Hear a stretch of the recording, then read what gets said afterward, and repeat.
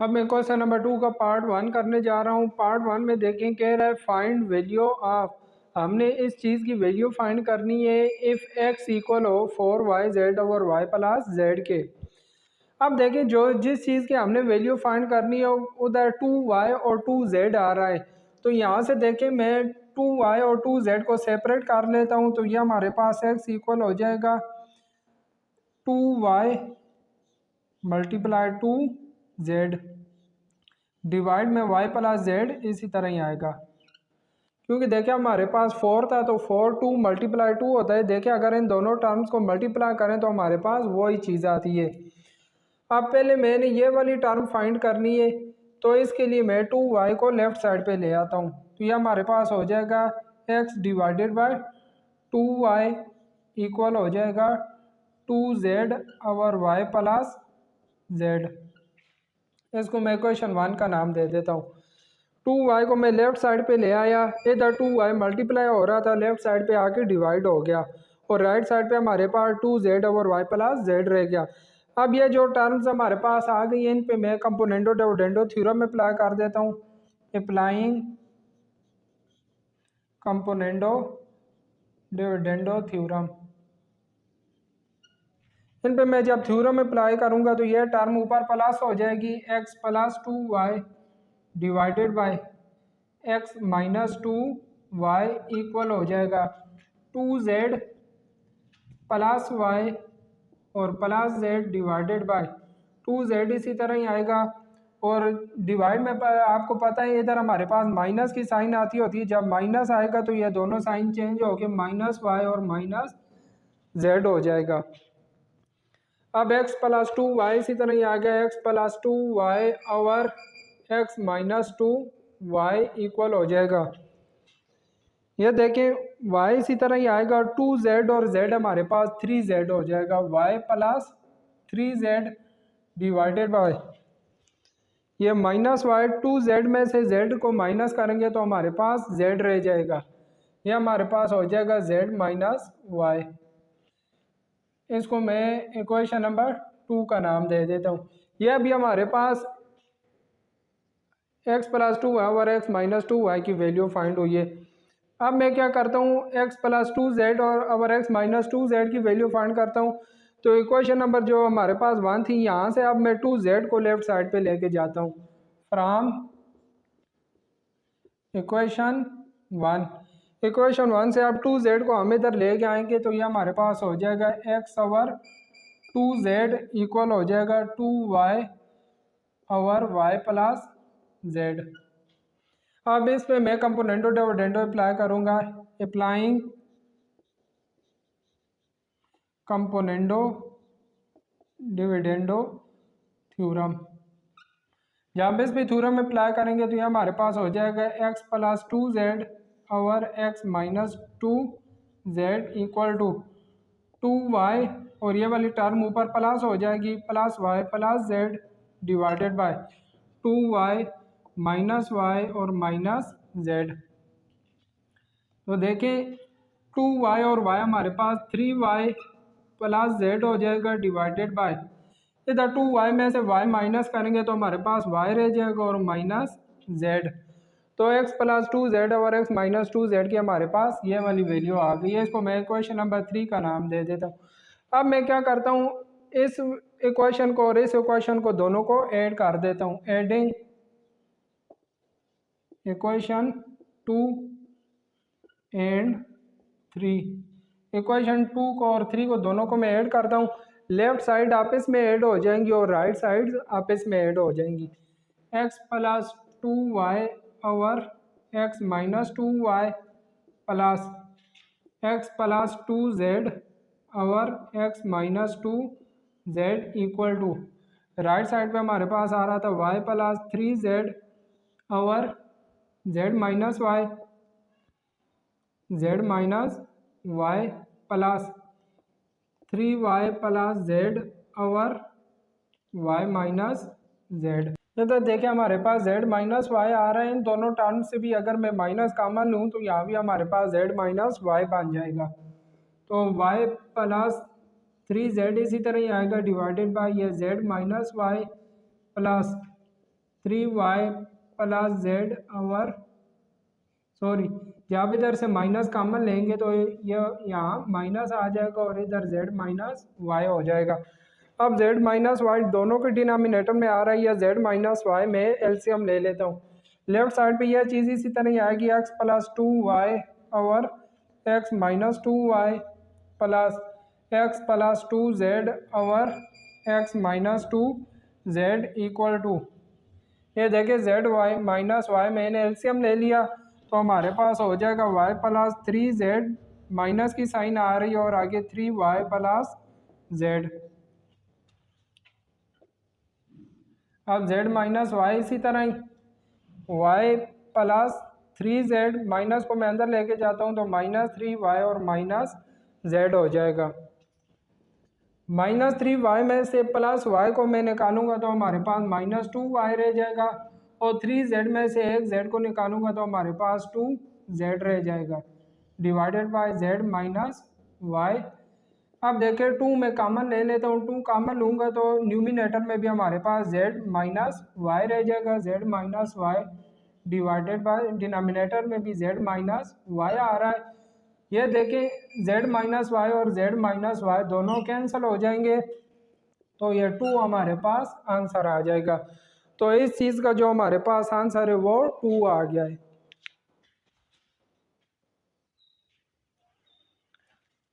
अब हम question number 2 का सेकंड पार्ट करने जा रहे हैं। सेकंड पार्ट में देखिए हमें इस चीज़ की वैल्यू फाइंड करनी है। पहले हमारे पास m प्लस 5n और m माइनस 5n है, तो हमारे पास 5n आ रहा है। यहाँ से देखें यह जो हमें चीज़ दी हुई थी m equal to 10n p और n प्लस p, यहाँ से 10 को मैंने सेपरेट करके लिख लिया 5 मल्टीप्लाई 2, क्योंकि 5 2 10 ही होगा, साथ n p उसी तरह आ रहा है और n प्लस p। अब मुझे 5n ज़रूरत है तो यहाँ से मैं 5n को दूसरी साइड पे ले आऊँगा, तो ये हमारे पास m डिवाइडेड बाय 5n को मैं दूसरी साइड पे ले आऊँगा तो 5n इक्वल रह जाएगा 2p और n प्लस p। अब इस पे मैं कंपोनेंडो डिविडेंडो अप्लाई कर दूंगा, अप्लाइंग कंपोनेंडो डिविडेंडो थ्योरम। जब इस पे कंपोनेंडो डिविडेंडो लगाएंगे तो ये दोनों टर्म पहले प्लस हो जाएंगी, 5 plus 5n divided by m minus 5n equal to, यह टर्म भी ऊपर प्लस हो जाएगी 2p plus n plus p divided by 2p minus n minus p। m plus 5n और m माइनस 5n इसी तरह ही आएगा, और राइट साइड पे देखें 2p और p 3p हो जाएगा, तो यह हमारे पास आ जाएगा 3p plus n divided bye, देखिए 2 में p में से एक p माइनस करेंगे तो हमारे पास p रह जाएगा, तो यह हमारे पास p माइनस n आ जाएगा। इसको मैं इक्वेशन नंबर 2 का नाम देता हूँ। अब फिर इक्वेशन 1 से ये नेक्स्ट चीज़ मैं फाइंड करता हूँ, तो देखिए यह जो दूसरी टर्म है इसमें हमारे पास 5p आ रहा है, तो अब मैं 5p को इधर दूसरी साइड पे शिफ्ट कर दूंगा फ्रॉम इक्वेशन 1। इक्वेशन 1 से अब मैं 5p को दूसरी साइड पे ले आता हूँ तो m ओवर 5p इक्वल रह जाएगा 2n over n plus p, 2n over n plus p। अब इस पे मैं कंपोनेंडो डिविडेंडो अप्लाई करूँगा, कंपोनेंडो डिविडेंडो अप्लाई करूँगा तो क्या हो जाएगा m plus 5p divided by m minus 5p equal हो जाएगा 2n plus n plus p divided bye 2n minus n और माइनस p। 2n और n को प्लस करेंगे तो 3n प्लस p हो जाएगा डिवाइडेड बाय 2n में से n को माइनस करेंगे तो यह हमारे पास n माइनस p रह जाएगा। इसे मैं क्वेश्चन नंबर 3 का नाम दे देता हूँ। यह क्वेश्चन 2 आ रही है, 2 और 3। अब मैं ये देखे दोनों टर्म्स ऐड हो रही हैं तो इन दोनों को मैं ऐड कर देता हूँ, एडिंग इक्वेशन 2 एंड 3। इक्वेशन 2 और 3 को मैं ऐड कर देता हूँ, लेफ्ट साइड आपस में ऐड हो जाएंगी और राइट साइड आपस में, तो लेफ्ट साइड ऐड होके आ जाएगा m प्लस 5n और m माइनस 5n, दरम्यान में प्लस का साइन आएगा, m plus 5p divided by m minus 5p equal to 3p plus n divided by p minus n plus 3n plus p divided by n minus p। अब देखिए यहाँ n minus P आ रहा है, इसे अगर मैं minus common लूँ तो यह भी हमारे पास p माइनस n ही बन जाएगा। तो 3p प्लस n और p माइनस n, इधर से मैं माइनस कॉमन लेता हूँ तो ये 3n प्लस p और डिनोमिनेटर में हमारे पास p माइनस n बन जाएगा। अब मैं p माइनस n एलसीएम ले लूँगा। देखिए दोनों के डिनोमिनेटर में p माइनस n आ रहा था तो p माइनस n मैंने एलसीएम ले लिया। इसके न्यूमिनेटर में 3p प्लस n था तो 3p प्लस n उसी तरह आ गया। अब देखिए दरम्यान में माइनस की साइन थी तो ये दोनों साइन चेंज हो जाएंगी, माइनस 3n और माइनस p हो गया। अब मैं क्या करता हूँ 3p में से p माइनस करूँगा तो 2p रह जाएगा, और यहाँ भी देखिए माइनस 3n में से प्लस n निकालेंगे तो हमारे पास माइनस 2n रह जाएगा divided by p minus n। अब मैं 2 कॉमन ले लेता हूँ, 2 कॉमन लूँगा तो p minus n divided by p minus n आ जाएगा। अब p माइनस n और p माइनस n दोनों कैंसिल हो जाएंगे तो यह हमारे पास 2 आंसर आ जाएगा। तो इस चीज़ की हमने वैल्यू निकालनी थी और इस चीज़ की वैल्यू हमारे पास 2 आ गई है। अब मैं थर्ड पार्ट करने जा रहा हूँ। थर्ड पार्ट में हमें x माइनस एक्स ए और x plus x a minus x plus x b और x माइनस एक्स बी की वैल्यू फाइंड करनी है। यह चीज़ हमें दी हुई है। पहले जो दो हमने क्वेश्चन किया उनमें इधर दरमियान में प्लस की साइन आ रही थी, इसमें इधर माइनस की आ रही है। तो जब हमारे पास दो इक्वेशन आ जाएंगे उनको हम सब्ट्रैक्ट कर देंगे। देखें पहले मुझे 6a ज़रूरत है तो यहाँ से मैं 6a अलग करके लेफ़्ट साइड पे ले आऊँगा। x इक्वल हो जाएगा 12 को मैं लिख लेता हूँ 6 मल्टीप्लाई 2 और साथ है b, इसी तरह आएगा divided bye a minus b। अब 6a को मैं लेफ़्ट साइड पे ले आता हूँ तो ये इक्वल हो जाएगा x over 6a equal to 2b रह जाएगा 2b over a minus b। अब मैं इस पे कंपोनेंडो डिविडेंडो अप्लाई कर देता हूँ। अप्लाइंग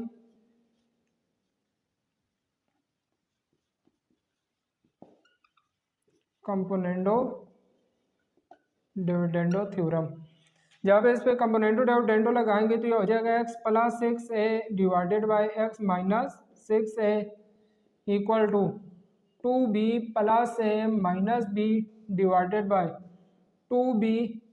दरम्यान में माइनस की साइन आती होती है तो ये दोनों साइन चेंज हो जाएंगी, माइनस a और प्लस b हो जाएगा।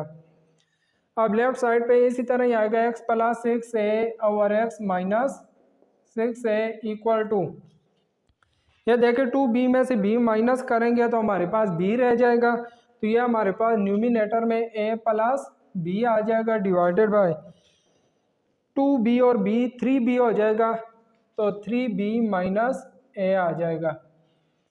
अब देखिए क्वेश्चन में हमें जो चीज़ ज़रूरत है इसमें x माइनस 6a ऊपर आ रहा है, तो x माइनस 6a को ऊपर लेके जाने के लिए मैं दोनों साइडों का रेसिप्रोकल ले लेता हूँ। टेकिंग रेसिप्रोकल, मैं रेसिप्रोकल लेता हूँ तो x माइनस 6a ऊपर न्यूमिनेटर में चला जाएगा और x प्लस 6a डिनोमिनेटर में आ जाएगा। इसी तरह राइट साइड पे भी रेसिप्रोकल आ जाएगा और a प्लस b डिनोमिनेटर में आ गया। अब इसको मैं क्वेश्चन नंबर 2 का नाम दे देता हूँ। नेक्स्ट हमें यह चीज़ फाइंड करनी है x प्लस 6b। तो मैं क्या करता हूँ इक्वेशन 1 से 6b को लेफ्ट साइड पे ले जाऊँगा फ्रॉम इक्वेशन 1। इक्वेशन 1 से मैंने 6b को अब इधर लेके आना है तो x divided by 6b equal रह जाएगा 2a over a minus b, 2a over a minus b। अब इस पे थ्योरम अप्लाई करेंगे। अप्लाइंग कंपोनेंडो डिविडेंडो थ्योरम, जब इस पे कंपोनेंडो डिविडेंडो लगाएंगे तो ये x प्लस 6b और x माइनस 6b इक्वल हो जाएगा 2a plus a minus b divided by 2a minus a और प्लस बी हो जाएगा। क्योंकि डिनोमिनेटर में माइनस आता है तो ये दोनों साइन चेंज हो जाएंगी। तो ये हमारे पास देखें 2a और a 3a plus b divided by 2a में से a माइनस करेंगे तो a रह जाएगा और प्लस b। ये अब हमारे पास इक्वेशन नंबर 3 आ गई है। तो मैंने आपको बताया था कि इधर माइनस आ रहा है तो हम क्या करेंगे, क्वेश्चन नंबर 2 में से क्वेश्चन नंबर 3 को माइनस करेंगे। तो मैं इधर लिख दूंगा सब्ट्रैक्टिंग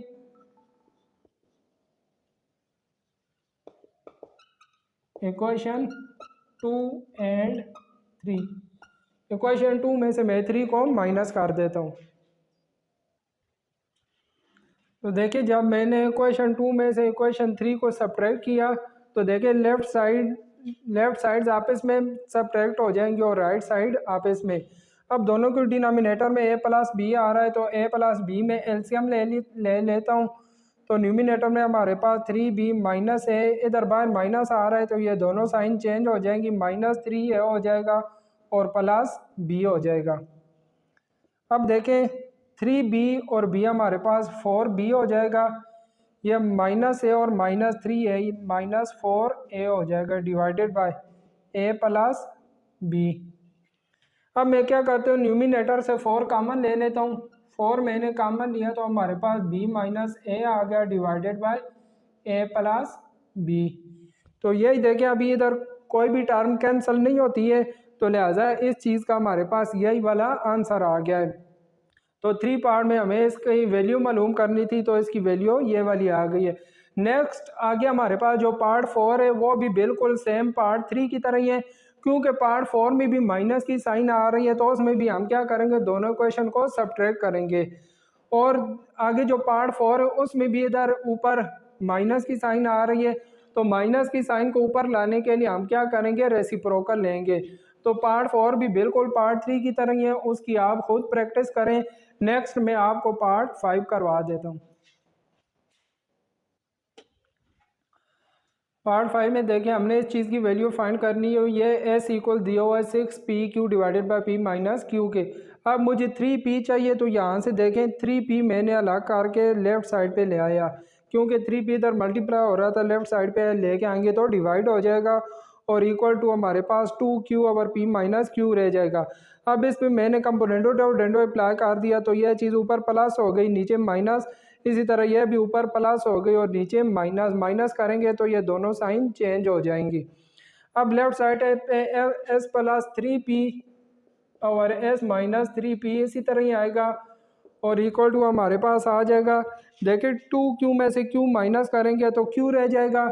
तो ये हमारे पास न्यूमिनेटर में p प्लस q रह जाएगा डिवाइडेड बाय, ये देखिए 2q और plus q 3q minus p आ जाएगा, 3q minus p taking reciprocal. इसका मैं रेसिप्रोकल लेता हूँ तो s माइनस 3p न्यूमिनेटर में चला जाएगा और s प्लस 3p डिनोमिनेटर में आ जाएगा इक्वल टू राइट साइड का भी रेसिप्रोकल ले लेंगे divided by q plus p। अब इसको मैं क्वेश्चन नंबर 2 का नाम दे देता हूँ। इसको मैंने क्वेश्चन नंबर 2 का नाम दे दिया। अब नेक्स्ट हमें 3q ज़रूरत था तो 3q के लिए देखें इक्वेशन मैंने लिख दिया फ्रॉम इक्वेशन 1। फ्रॉम इक्वेशन 1 से अब 3q को मैं लेफ्ट साइड पे लेके आऊँगा तो 3q डिवाइड हो जाएगा। देखें x डिवाइडेड बाय 3q और राइट साइड पे हमारे पास 2p over p minus q रह गया। अब इस पे मैंने कंपोनेंटो डिविडेंडो अप्लाई किया तो यह टर्म ऊपर ऐड हो गई और नीचे माइनस हो गई। इसी तरह यह भी ऊपर जाके प्लस हो गई और नीचे माइनस होंगी तो इन दोनों की साइन चेंज हो गई।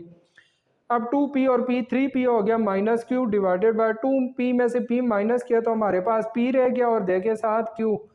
अब ये क्वेश्चन 2 और 3 इन दोनों को मैं ऐड कर देता हूँ क्योंकि हमारे पास दरम्यान में प्लस का साइन आ रहा है तो इसलिए मैंने इन दोनों को ऐड कर दिया। तो देखिए जब हम इन दोनों क्वेश्चन को ऐड करेंगे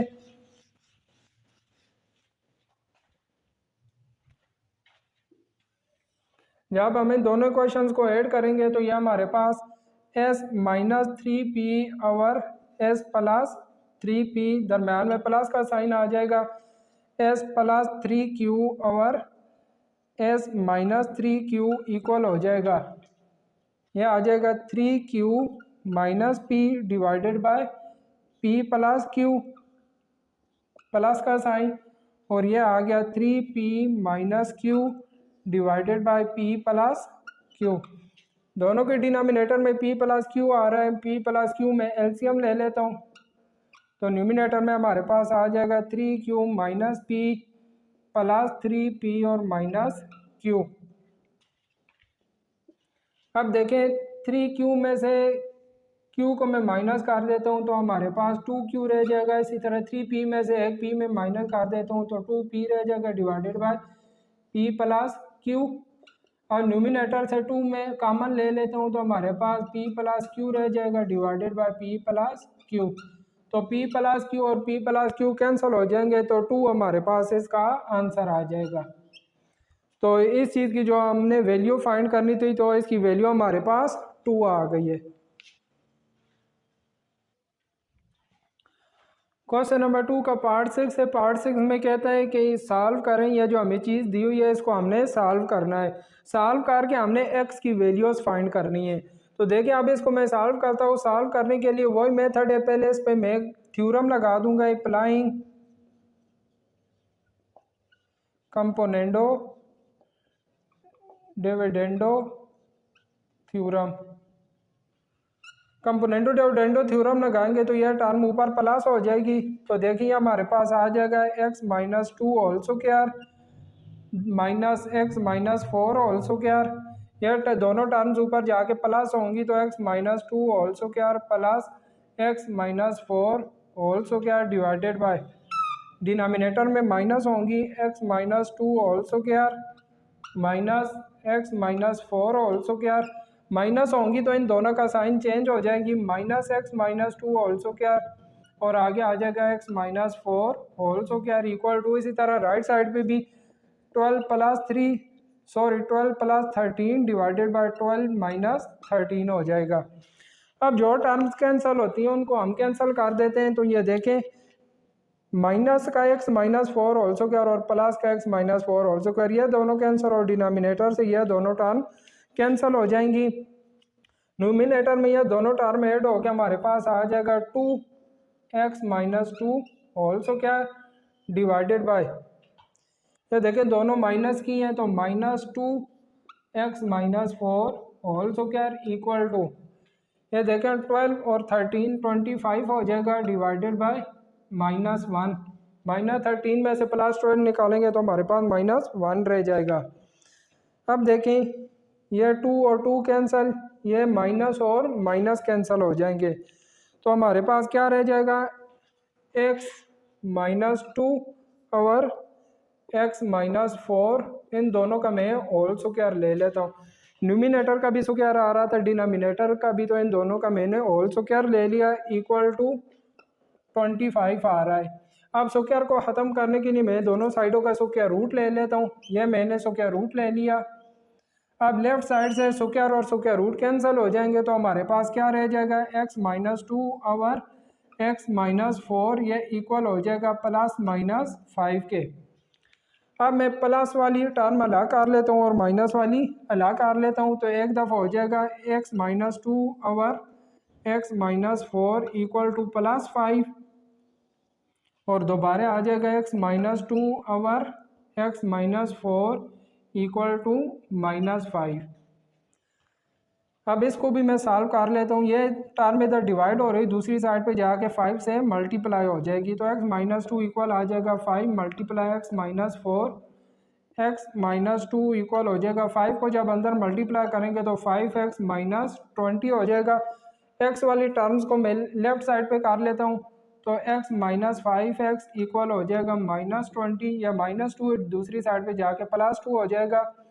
-5 में से +x में निकालूंगा तो -4x रह जाएगा इक्वल टू -20 में से 2 निकालेंगे तो -18, यह माइनस और माइनस दोनों साइडों से कैंसल, 4 18 पे डिवाइड होगा तो x इक्वल आ जाएगा 18 डिवाइडेड बाय 4।